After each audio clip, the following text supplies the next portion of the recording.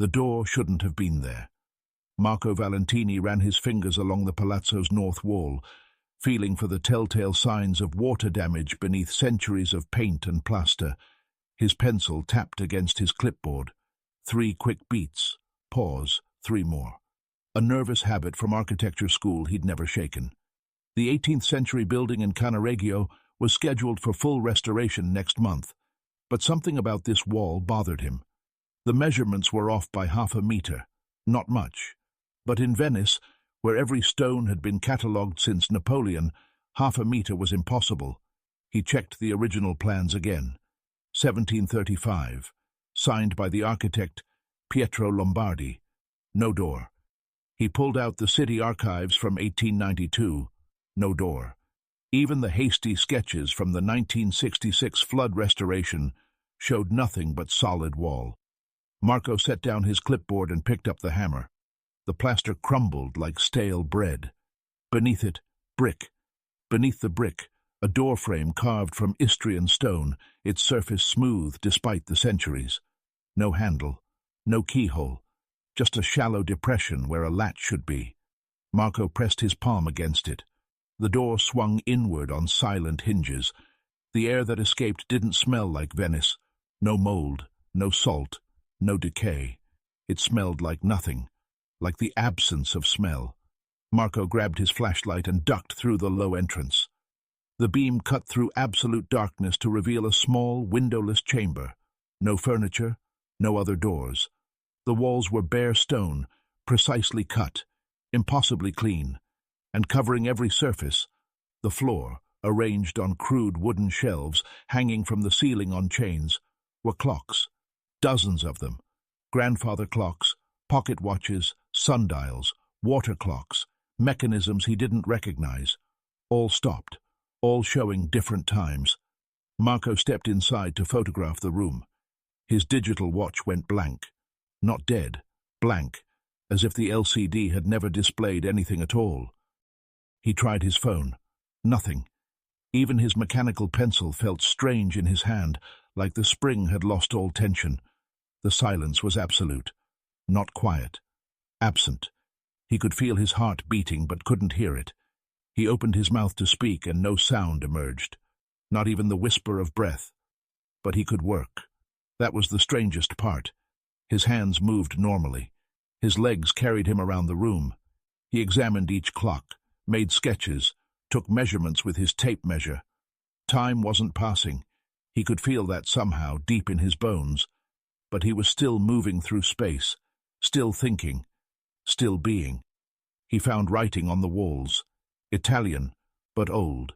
The kind they used in Venice before Napoleon simplified everything. He could make out some words. Prigione, prison, eternità, eternity, and scratched deeper than the rest. Desperate gouges in the stone. Non entrare, non entrare, non entrare. Don't enter. Marco backed toward the door. His foot caught on something. A leather journal tucked behind one of the grandfather clocks. He grabbed it and stumbled out of the room, gasping as sound and sensation crashed back into the world. The door swung shut behind him. When he pressed the stone depression again, nothing happened. When he tried to pry it open with his tools, the stone wouldn't budge. The door had become wall again. Marco checked his watch. Still blank. He pulled out his phone. Dead. He'd charged it that morning. He always charged it. Outside, the light looked wrong. Too golden. Too late. He ran to the window. The cafe across the canal. Antonio's place, where he bought espresso every morning, had a new awning. Blue instead of green. When had that happened? Signor Valentini? A young woman stood in the doorway, clipboard in hand, hard hat tucked under her arm. Marco spun to face her. "I'm Sofia Morosini, the new project manager," she continued. "We've been trying to reach you for 3 days." 3 days. Marco's voice came out strangled. "I've been here an hour." She frowned. "Signor, today is Thursday. You logged in on Monday morning." The journal felt heavy in his hands. Real. Proof he hadn't imagined it. "I need to go," Marco said. "But the restoration review?" He was already running. His apartment was 4 bridges away. Marco took them at a sprint, his bag banging against his hip, the journal clutched to his chest. Mrs. Toretti was watering her window boxes on the 2nd floor. She waved. Her hair was grayer. When had that happened? His key still worked. Inside, everything looked the same, but felt different. A thin layer of dust on his drafting table. Dead plants on the windowsill, but he'd watered them this morning. Monday morning. 3 days ago. Marco spread the journal open on his table. The leather was soft with age. The pages yellowed but intact. The handwriting was cramped, desperate, sometimes breaking into barely legible scrawls. It was dated 1782. My name is Alessandro Moretto. I built this room to escape death. I have succeeded. I have failed. Time does not pass within the chamber. I do not age. I do not hunger. I do not tire. But outside, the world spins on. Each time I exit, more years have passed. My wife is dead. My children are old. Venice is not my Venice anymore. I am a ghost, haunting my own future. Marco turned the page. The mathematics are simple and terrible. The room exists outside time, but entering and exiting creates a fold, a wrinkle. The first time I lost 3 days. The second, 2 weeks. The pattern is exponential. If you are reading this, you have made my mistake. You have entered the room. Each time you return, the gap will grow. There is only one solution, and I am too much a coward to take it. The next pages were calculations. Formulas Marco didn't understand, mixing mathematics with alchemical symbols. Then, near the end, a single paragraph written in different ink, steadier hand. There is only one exit. Accept time. Let go of what was. Step forward without looking back. Make your peace with the future, whatever it may be. Only then will the door close behind you forever. But know this, once you make that choice, once you step through with acceptance instead of fear, you can never return. The room will seal itself. You will age. You will die. You will be free. Marco set down the journal and walked to his window. Below, Venice went about its evening routine. Gondoliers called to tourists. Seagulls fought over scraps. The bells of San Marco chimed 6 o'clock. 3 days. He'd lost 3 days. According to Moretto's calculations, if he entered again, he'd lose 2 weeks. Then 2 months. Then worse. His phone rang. Not his cell, that was still dead, but his landline. He'd forgotten he had a landline. Marco? Jesus Christ, where have you been? His brother's voice. Paolo calling from Milan. Elena's been trying to reach you. Elena, his ex-wife. They'd been divorced 6 months. The paperwork had just gone through in April. What does she want? Marco asked. She's getting married, Paolo said. The words hit like cold water. What? To that lawyer, Friedrich. She wanted to tell you herself, but when you didn't answer for 3 days. Paolo paused. Marco, you still there? I'm here, Marco said quietly. You okay? You sound weird. Marco looked at the journal, at the calculations, at the terrible promise of the room. Immortality at the cost of everything else. I need to go back, he said. Back where? Marco, you're scaring me. To finish something. I'll call you later. He hung up, grabbed his tools, his flashlight, a notebook. If he was right, if the pattern held, he had maybe 1 or 2 more trips before the jumps became unmanageable. He needed to understand the room, document it properly, find a way to seal it forever so no one else would make Moretto's mistake. His mistake. The palazzo was dark when he arrived. The work crew had gone home. Marco let himself in with the restoration key, made his way to the north wall. The door was visible now that he'd removed the plaster. He pressed the depression. It opened. This time he was ready for the silence, the absence. He worked methodically, photographing each clock with a film camera. Electronics wouldn't function here, but mechanical devices still worked. He traced the writing on the walls, looking for more information. In the corner, hidden beneath one of the water clocks, he found another journal. Older. The dates read 1598. Someone else had found the room. Someone before Moretto. The pages were in Latin. Marco could make out enough. A merchant who'd discovered the room by accident, who'd used it to escape creditors, who'd emerged to find his business empire in ruins and his family scattered. The final entry was just one line. Tempus edax rerum. Time, devourer of all things. Marco documented everything, every clock, every inscription, every detail. He worked until his hands ached, though he felt no fatigue. His muscles still remembered the motion. When he finally had everything he needed, he stood before the door. Moretto was right. He could feel it now. The room wasn't just outside time, it was hungry for it, feeding on the years stolen from those who entered. Each clock represented someone who'd found this place, someone who'd paid the price. He stepped through. The Venice that greeted him was wrong. Marco stumbled out of the palazzo into a city dressed for carnival, except carnival had been in February, and when he'd entered the room, it had been late April. The crowds were thick, tourists everywhere, their faces hidden behind elaborate masks. Music spilled from every doorway. The air smelled of fried dough and wine. He grabbed a newspaper from a stand. The date hit him like a physical blow. February 15th, 1997. Not 2 weeks. 3 years. Signore, you buying that or just reading? The vendor asked. His accent was different, sharper. More mainland Italian, less Venetian. Marco fumbled for his wallet. The lyre felt strange in his hands. The design was different. When had they changed the money? His apartment was still his, but barely. The landlord, Mr. Benedetti, answered the door with a baseball bat. Valentini? Christ, we thought you were dead, Benedetti exclaimed. I've been traveling, Marco said. Traveling? For 3 years? Without paying rent? I'll pay everything. Benedetti studied him. Marco knew how he must look, wearing the same clothes from 1994, unshaven but not 3 years' worth, like he'd stepped out of a photograph. You in trouble with someone? The landlord asked. No, just I need time to sort things out. 1 month, Benedetti said firmly.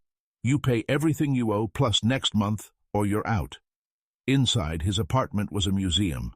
Dust covered everything. His plants were long dead. The milk in his refrigerator had separated into layers of horror. But his drafting table was untouched. And there, still spread open, was Moretto's journal. Marco sat and began to write. He documented everything. The time loss, the room's mechanics, his theories about how it worked. He was an architect. He understood space. Now he needed to understand time. The phone rang. The sound was so unexpected he nearly fell off his chair. Hello? Marco answered cautiously. Marco? My God, Marco, is that you? A woman's voice. Familiar but different. Older. Who is this? It's Sofia. Sofia Morosini. From the restoration project, she said urgently. Marco, where the hell have you been? The palazzo. They sealed it. After you disappeared, they found the room. His blood went cold. What do you mean they found it? The door you uncovered. The city archaeological team went in. Dr. Rossi, you remember him. He went in to catalogue the clocks. Her voice dropped. He never came out. They sent someone after him 3 days later. That person emerged 2 weeks after that, completely catatonic. They sealed the whole building. Marco, what is that room? Don't go near it. Promise me, Marco said. I need to see you. There's something else. Something I didn't tell the investigators. They met at a wine bar near the Rialto. Sofia looked older, not 3 years older, but like those 3 years had been hard. She had crow's feet now, a streak of premature grey in her dark hair. You look exactly the same, she said, studying his face. Exactly. That's not possible. The room stops time. Inside it you don't age. But when you leave, time jumps forward, Sofia finished. She pulled out a folder. After you vanished, I did research. That palazzo has a history. Look, newspaper clippings, police reports, missing persons cases dating back 2 centuries. Always the same pattern. Someone enters the building, disappears for days or weeks, emerges years later looking barely older, then disappears again, and again, until they don't come back at all. 17 people, Sophia said. 17 confirmed cases. You're number 18. I'm going to seal it. Permanently, Marco declared. How? He showed her Moretto's journal, explained about the final exit, the acceptance, the letting go. That's insane. You'd be throwing yourself into the future. You might emerge decades from now. Everyone you know would be... She stopped. Understanding dawned on her face. You're going to do it anyway. I have to. Every time someone finds that room, it ruins them. It ruined Moretto. It's ruining me. When? Sophia asked quietly. I need to prepare first. Set my affairs in order. Say goodbye. He paused. Can you help me? Over the next week, Sophia helped him navigate a world that had shifted without him. The internet had exploded. Everyone had email now, websites, digital everything. His bank account had been frozen. His architecture license had lapsed. His ex-wife Elena had not only married Friedrich, but had 2 children, twin boys. Paolo drove down from Milan. His brother had gained weight, lost hair, acquired a wife Marco had never met. 3 years, Marco. 3 years without a word, Paolo said heavily. I know. Mama thought you were dead. We had a memorial service. Their mother, Marco hadn't even thought. Is she alive? Barely. The cancer came back last year. Marco went to see her. The hospice smelled of antiseptic and forgotten flowers. She was sleeping when he arrived, and when she woke, she didn't recognize him at first. Then her eyes cleared. My beautiful boy. You came back, she said softly. I'm sorry, Mama. You look so young, like when you married Elena, so handsome in your suit. He held her hand. It felt like paper. I love you. Are you happy, Marco? She asked. He thought about lying. No. Then change something. She squeezed his fingers with surprising strength. Don't wait. I waited my whole life for the right moment. There is no right moment. There's only now. She died 2 days later. At the funeral, Marco stood between Paolo and strangers, watching them lower his mother into Venetian soil. Elena was there, pregnant with her 3rd child, Friedrich's hand protective on her lower back. She looked happy, really happy, in a way she'd never been with him. After the service, she approached. Marco, I'm so sorry about your mother. She liked you. She always liked you better than me, Marco said. Elena smiled sadly. That's not true. She just worried about you less when we were together. She studied his face. You look, are you all right? You look exactly like you did when we signed the papers. I'm leaving Venice, Marco said. For work. Something like that. He watched Friedrich helping their boys into the car.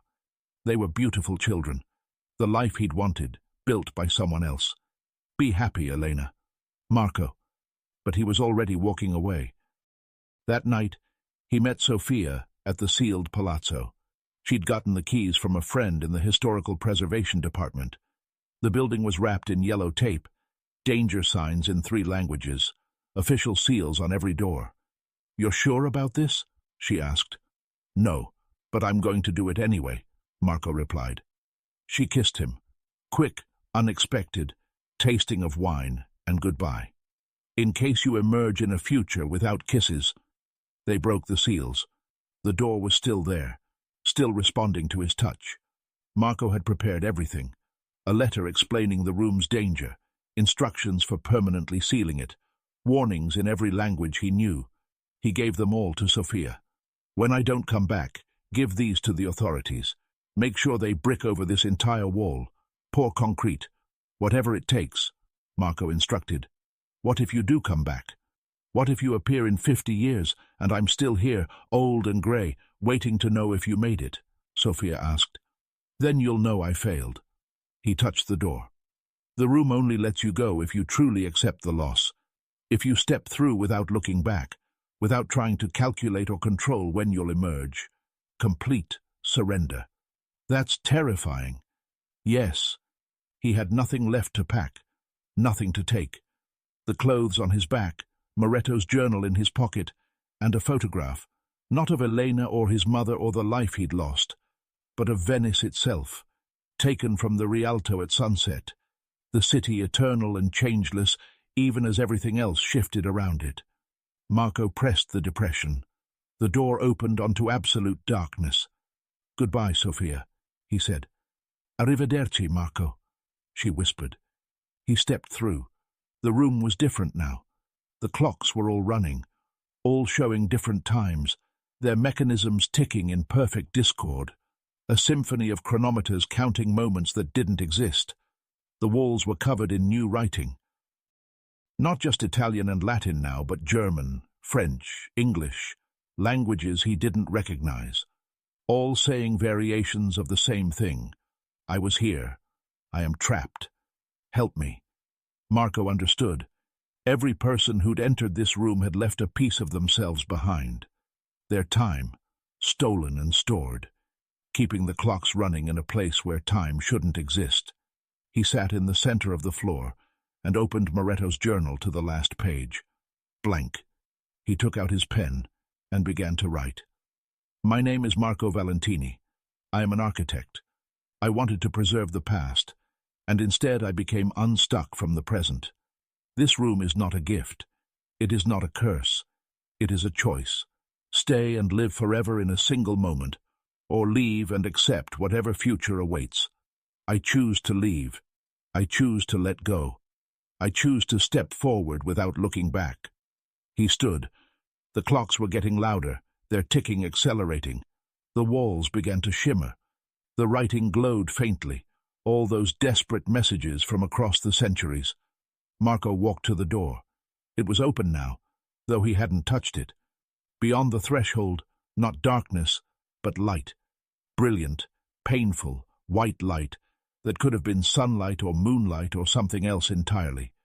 He thought about Elena, happy with her new family, about Paolo, living his life in Milan, about his mother, at peace in Venetian soil, about Sophia, waiting to know if he'd succeeded, about himself, 35 years old and terrified, standing at the edge of his own future.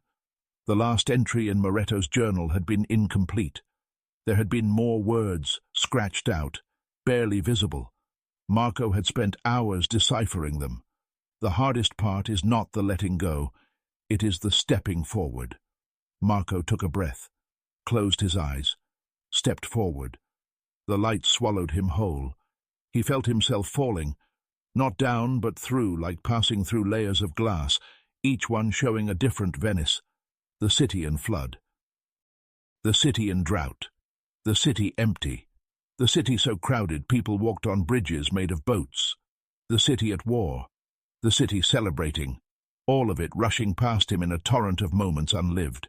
Then, impact. He landed hard on stone. Real stone. Wet stone. His palms scraped, and for the first time in what felt like forever, he felt pain. Actual, immediate, present pain. Blood welled from the scratches. His blood, his body, existing in time. Marco looked up. He was in Venice, but not. The Campo was familiar. San Lorenzo, he thought, but the church was gone.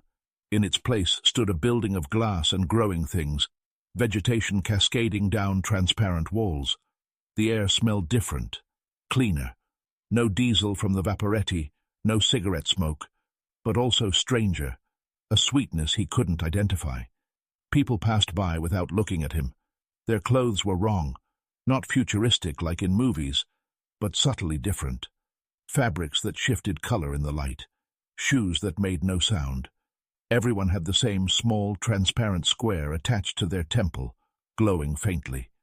"Sir? Sir, are you all right?" A young woman knelt beside him. At least he thought she was young. Her face was unlined, but her eyes seemed ancient. "What year is it?"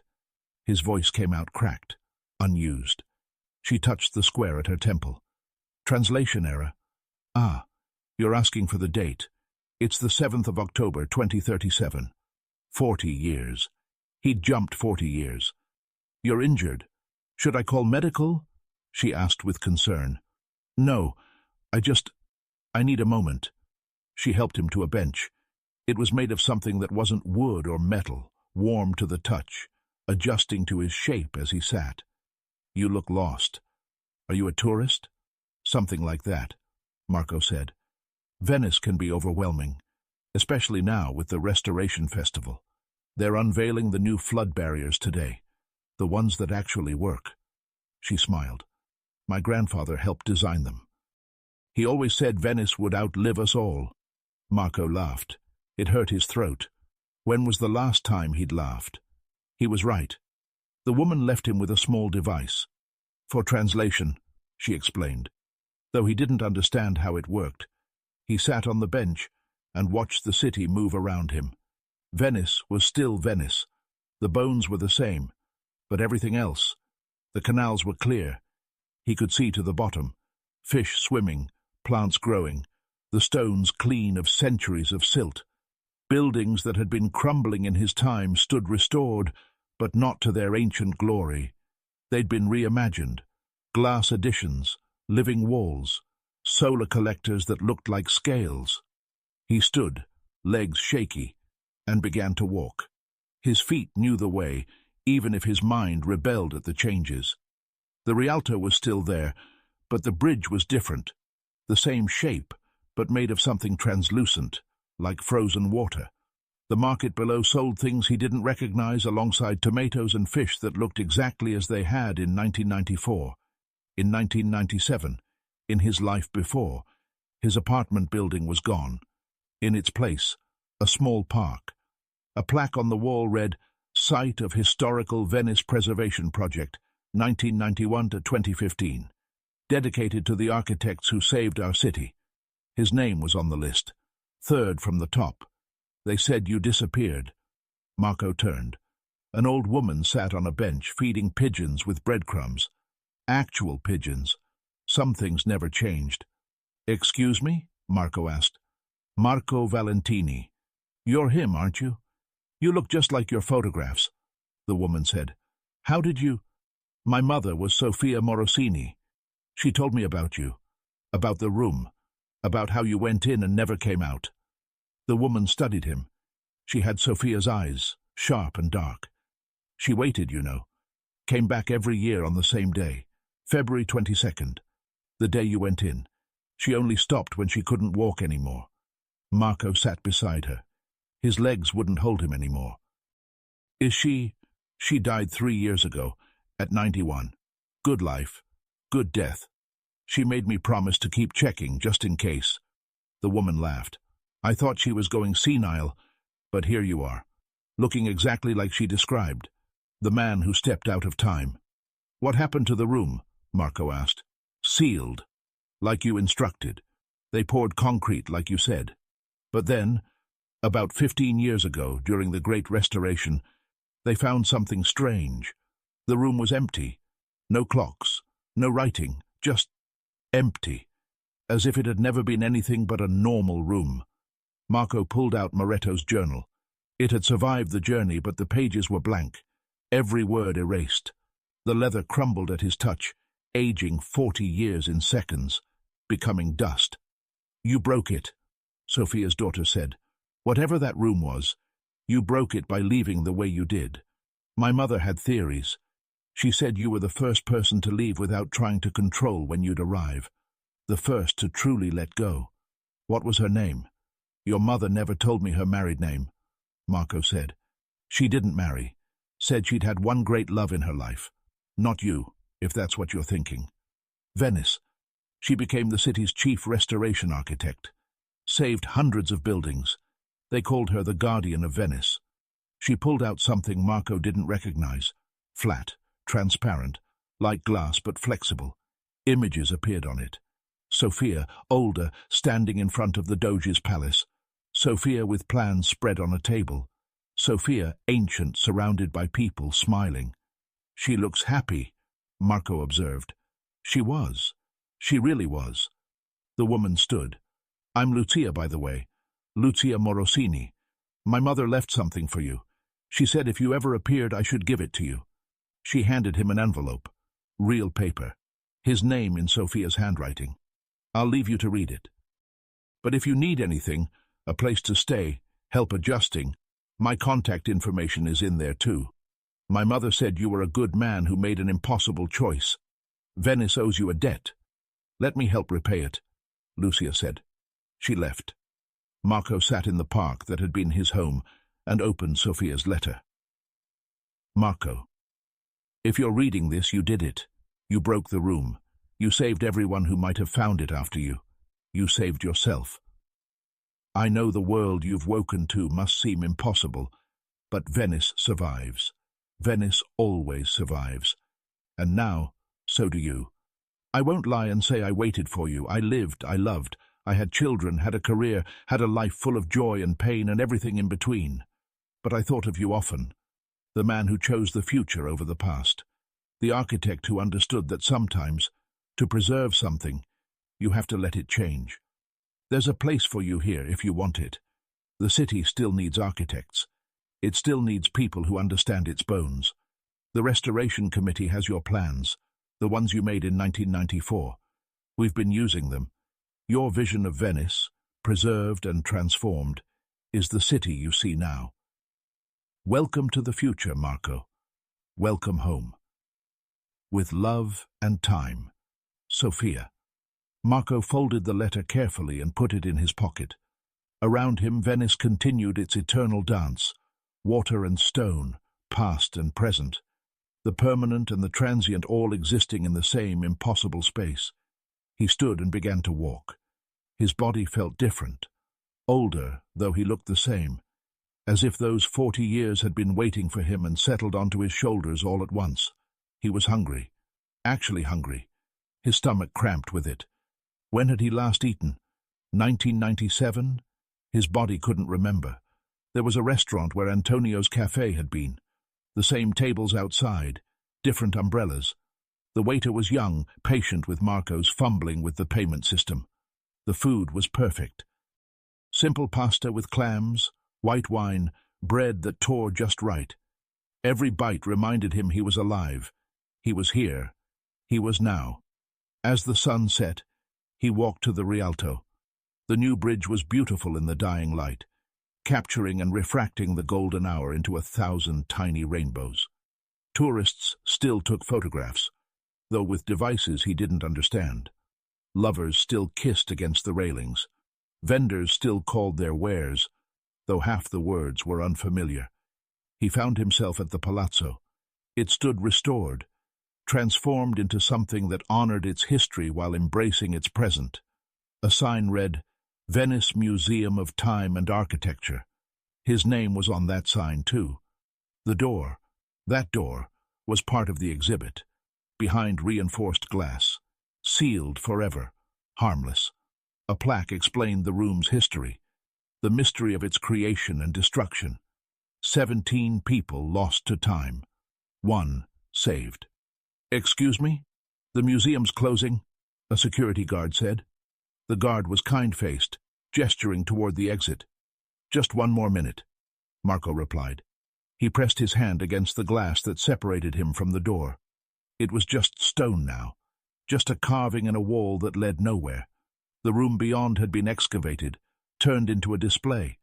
Where clocks had hung, now there were photographs of everyone who'd been lost. Moretto was there, the merchant from 1598, Dr. Rossi, others he didn't recognize, and at the end, a photo he remembered taking for his architecture license. Himself, young and serious, believing he could preserve the past forever. You knew him? The guard asked, noticing Marco's attention. Marco Valentini? My grandmother swears she saw him once after he disappeared. Said he looked exactly like that photo, not a day older. No, Marco said quietly. I didn't know him, but I've heard the stories. He left the museum and walked back into Venice. His Venice now. Changed, strange, beautiful, alive. He had no money that would work here, no identity that made sense. No one who knew him except the daughter of a woman who'd kissed him once, 40 years, and a lifetime ago. But he had time, real time, time that moved forward, that aged him, that would eventually end him, time with weight and consequence and meaning. His watch, the mechanical one he'd worn into the room that first day in 1994, suddenly started ticking. The hands began to move, counting seconds in the ordinary way. Marco laughed, startling a flock of pigeons. He was 57 years old. He was 35. He was ancient. He was brand new. His stomach growled. He needed to find food, shelter, a way to exist in this strange new world. He needed to learn everything: how to pay for things, how to communicate, how to be human in 2037. It would be hard, maybe impossible. But first, he wanted gelato. There had been a place near San Marco that made the best pistachio gelato in the city. It was probably gone now. Everything from his time was gone. But Venice was still Venice, and somewhere, in this new old city, there would be pistachio gelato. Marco Valentini, architect, time traveler, man unstuck and finally stuck again, went to find it. Behind him, the palazzo stood silent, its door sealed, its hungry room finally satiated. The clocks were gone. The warnings were gone. There was only stone and space, and the memory of a choice. He'd chosen the future, and the future, impossibly, had chosen him back. Venice breathed around him, eternal, changing, exactly the same, completely different. The city that had taught him about permanence had finally taught him about letting go. The water lapped at ancient stones. New buildings cast familiar shadows, and somewhere a clock tower chimed the hour. Time moved forward. Marco moved with it.